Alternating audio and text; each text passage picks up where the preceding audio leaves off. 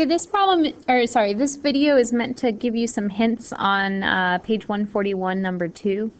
And this problem builds on number 1. So we have a box being pushed up a ramp that is inclined at 12 degrees. So here I've drawn a ramp. And just for ease of, we typically draw things so that going to the right makes things positive.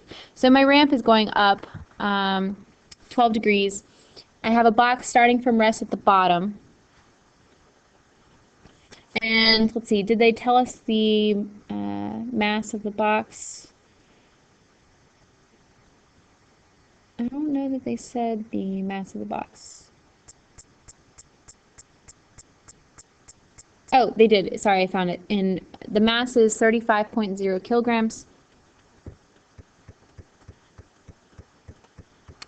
And with that, they also tell us that the coefficient of kinetic friction is 0.27.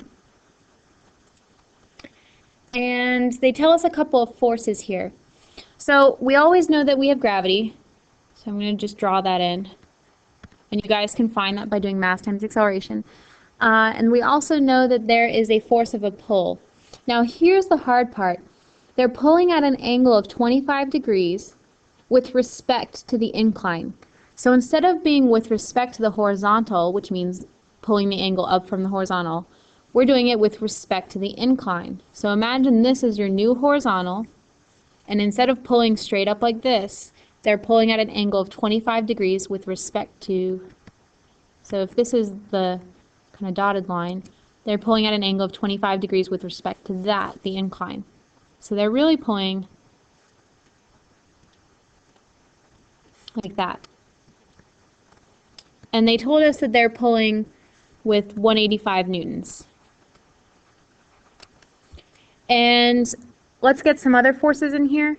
We also know that there is a normal force, and normal is going to be perpendicular to the surface. So if this is the surface, perpendicular would be like this. So we have a normal force. We also have a friction force that is opposite of the direction of motion. So if the box is going up the incline, our friction force will be opposed to that. So the question asks, what is the acceleration up the ramp? So here's kind of my thought process. If we're looking for the acceleration up the ramp, what direction is that really?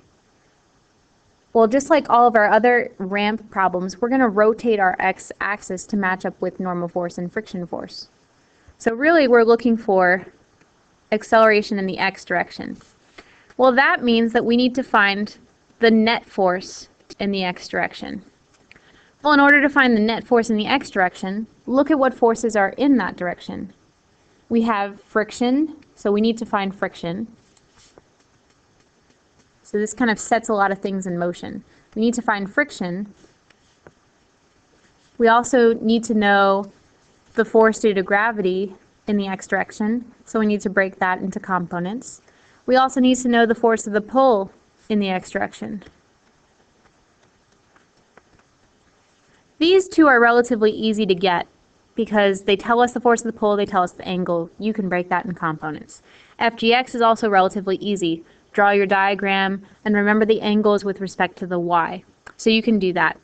Friction force, if you remember the equation is friction force equals coefficient of friction times normal force. So guess what? In order to find the friction force, we need to find the normal force. And when I label this 1, 2, it's kind of a misnomer because I'm working backwards, right? So I eventually want to get here. So this is the end. So really this is, if it takes me n steps, this is the n minus 1th step and the n minus 2th step. So really, it's the other way around. But in order to find the normal force, guess what we need to find?